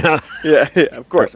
For Kate Cameron, the plan might now be that Kaitlyn Laws can have the hammer for the next 4 ends. Because she needs to steal 1 point at a time. Even a force at this point in time just means she's going to need to score a 3-hander with her own hammer. So you see the double centers go up. They've got both of them touching the center line this time. Not quite as much separation as they had 2 ends ago. Helps them out a little bit that the first stone for Gordon slid behind the tee line. She's got a good one here, though.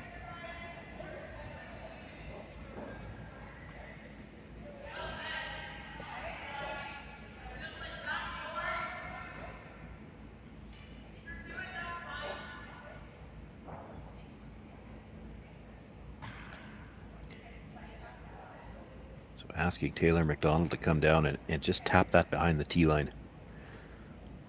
Try to keep the shooter right in there behind the guards. This is the 5th stone, so the peels can start after this. This is always, in my opinion anyway, this is always the critical stone in these situations because you know that one of your guards is disappearing on the next one. This rock has to be in a good position.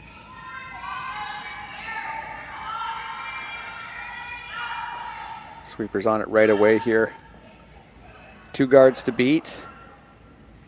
They will get by them. The weight isn't exactly what they were looking for.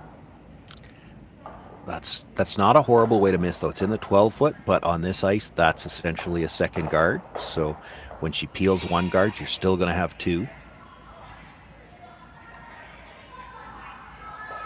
You can actually come right around that stone at the top of the 12-foot, come into the button area, and have angle where it would be hard for Laws to remove it.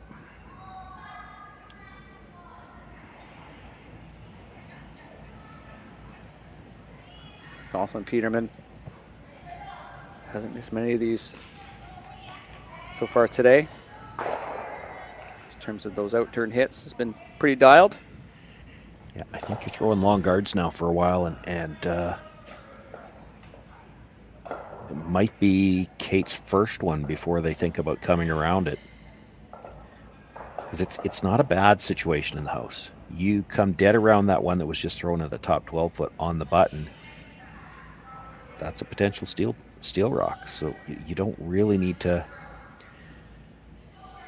be too aggressive here. Throw the guards, let them waste a few rocks peeling. You do want to line them up. You don't want to let her peel the tight one.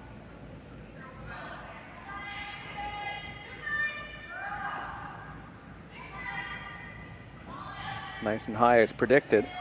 Yeah, I think they didn't line up, though. I think they're going to peel the tighter of the two guards. It also left some angle, so they're going to talk about this.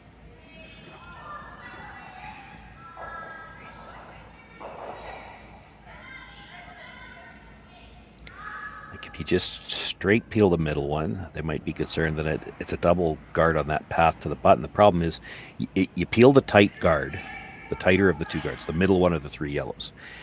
And the come around is still there for Kate Cameron to the button, but then that red stone is available to slash onto it. So I think you're peeling the middle one here all day. They're talking about the double peel, which is great if you make it. But this long rock is not hurting you. It's the middle guard that's hurting you. You have to make contact with that yellow biting the center line closer to the rings. So Selena Negevin eyeing up that stone that is not even in our picture in the right pane. Yep. It's just that high. It's so hard to tell from this vantage point that we see in our left pane, of course. Just yeah, that's just a good cut there really quickly to see how high it is. Cranking up the difficulty here for Jocelyn Peterman on the in-turn this time. It's that big set. Maybe a little too big as they're going to try to bring this back. They will just peel it out.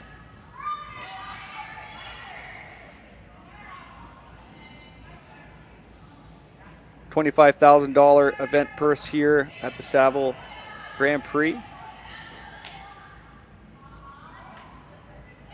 8 teams making the playoffs here, going straight to the quarterfinal after the round robin.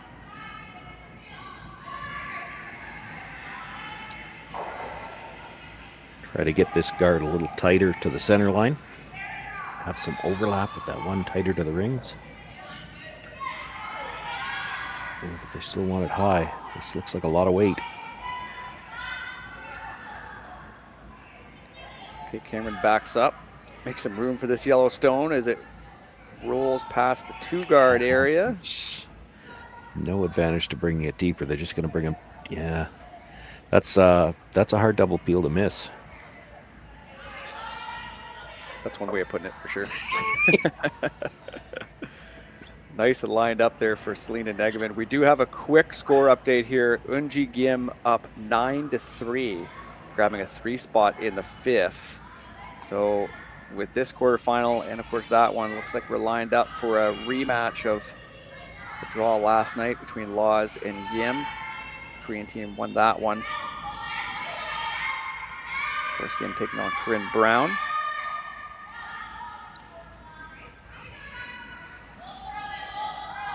Anywhere on the outside here makes 2 of them go away. There's a chance it comes back and could actually clip that stone at the top of the 12-foot too. Hard one to miss here from Selena Negevin. Double peel, lots of weight. Yeah, the only way you miss this is you overcurl, you hit it on the nose. Now, if you do that, it could get real ugly. Yeah. Because it could be yellow onto a double the reds. Broom down there from Peterman. Nice and easy. They rip it, and that yellow will sail all the way to the back of the house and out. So a lot fewer yellow to work with here for Kate Cameron. Really complicates things here in this sixth end for them. Yeah, she's still always going to have that come around to the button, but with the red being exposed, if you make the draw to the button for shot rock, it's a pretty short slash on the red. So you can't necessarily save that for your out. She's looking at playing a freeze on the reds now. Do you like that call? Well, I think you have to do something here. You just play the guard. Laws rips it. As long as there were two guards out there, you didn't have to do too much because you always had that draw to the button. But that draw to the button isn't going to get you anything anymore because the slash is too easy. So what else can you create here? And that's the dilemma they're in. Rather than try to get to the inside, I'd be tempted, just because it looks easier to me, to maybe try to move that red back behind the button and get a pocket back there.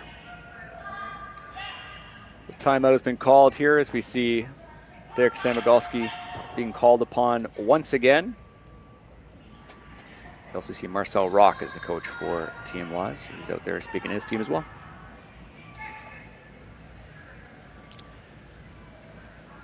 This is kind of one of those situations where if you had an alternate during the timeout, you go flip the breaker and then try to change the scoreboard. That might be your best bet. You give them a little nod. Yeah, well, everybody's looking at the timeout. You go flip the breaker, change the scoreboard. But they didn't plan right for that either because the lead came down to this end too. You believe one player needs to stay down by the scoreboard when the lights go out. Not trying to give them any ideas, but Taylor McDonald does curl out of the Saville Center, so surely she would know where the breaker was. Whoever's local, give them the chance to do it. So just try to push these reds back, I guess. Is that kind of what Derek is suggesting here? Well, yeah, they're talking about the options. Like, it's not looking like you're going to have anything really well buried, so you've got to have something you could freeze to. And that means that stone at the top of the 4 foot needs to end up in the back of the 4 foot somehow or another. I'd be tempted to try to push it on the angle and make a pocket of the reds. Now that means your shooter's going to roll out into the open, and yes, Kaitlyn Laws is going to try to hit and roll back into the center and take away that pocket, but that still has to be made. Like, this is, if you're trying to tap this straight back, it's still going to be shot. It's still going to be partly in front of, like, if you dead stuff that back, just tapping it onto the red, a dead freeze on the face still won't be shot because she's going to have a piece of the center line. The situation just dictates that you don't get to play easy shots here. Brianne Harris throwing third stones for Kate Cameron's team. The 33-year-old. Really exciting place for her to bring her pedigree to a new team, new environment. Yeah, this is going to be all over the yellow. Didn't have the weight anyway. So it just bounces off. I think you hit the deep one coming to the side of the other one. Both yellows go, and you're still protecting that red at the top of the 4 foot. You can play that double the other way. Like, it's routine when you're looking at a double like this. You just always look at hitting the higher rock first. But you hit the higher rock first, you're going to spin up and a little bit out of the way, and it actually might be able to be used as a guard. You're better off trying to cover your own stone here, where you hit the back stone first, come into the side of the other one, kick it out, and leave your shooter in front of the two reds in the 4 foot area. And then I don't know what Kate Cameron has. But the breaker plan starts to look better and better. Yeah, exactly. We're going to see a player just start sprinting for the boards there. Certainly seems like Team Laws is just a couple shots away here from the semifinal, really putting some pressure on. And they make this, they do, and they get a nice little roll to sit dead frozen right in the top 4. Bonus to spin back, yeah. What a shot here from Selena Negevin. This is certainly worth the replay. Perfectly managed throw on the line. Wait, let it push through those 2 yellow stones. Well, and the problem it creates for Kate Cameron to play any kind of a freeze or a tap, she needs 3 shots to get those yellows out of the top of the forefoot, and she's only got 2 left, so that doesn't work. You play the freeze to the back one. Any kind of run on those top 2 is picking out the yellow.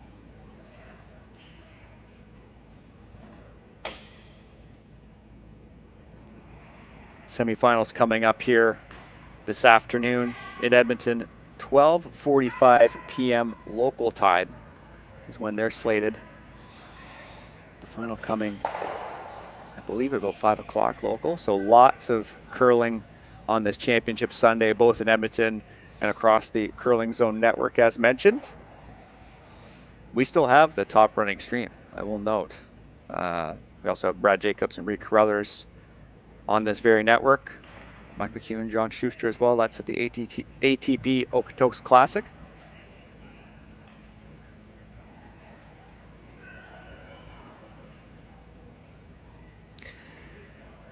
You know, as much as you hate to throw a hit in this situation, the more I look at this, the more I think she has to.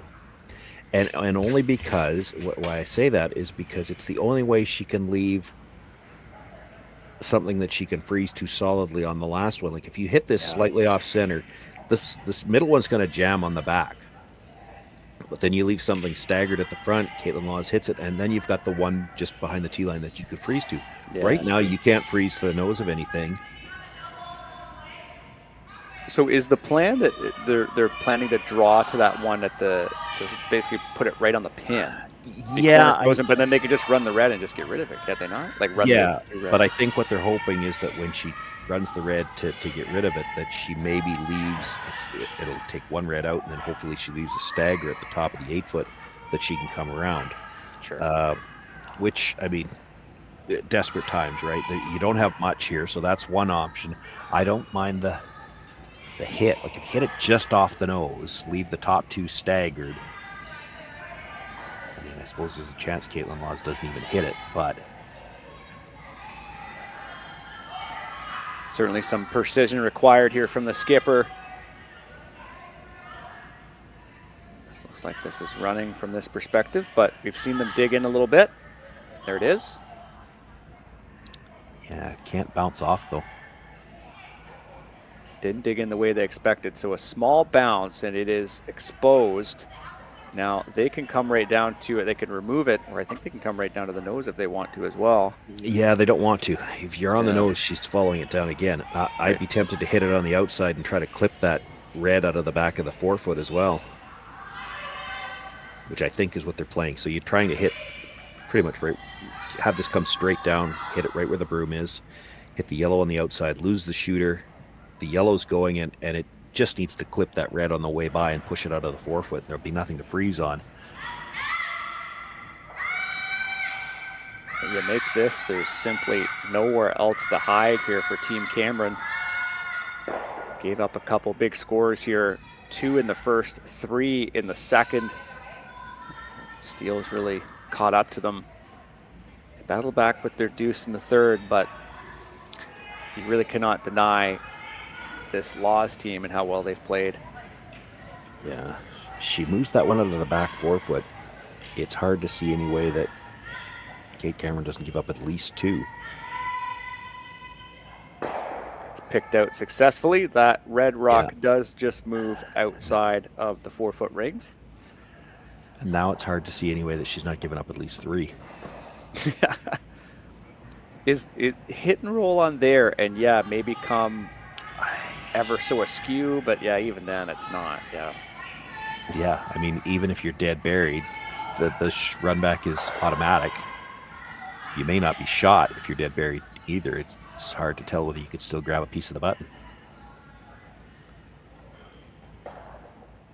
This Kate Cameron team, bronze medalists at the Scotties last year, undefeated in this event so far. Went 4-0 against all Alberta teams, actually. Steeler, Richard, Skrlik, and Plett, all defeated in the round robin. But they certainly have met their match in another team out of Winnipeg. Final stone here for Kate Cameron. Wrap around these reds and hope that will be enough to keep this game going.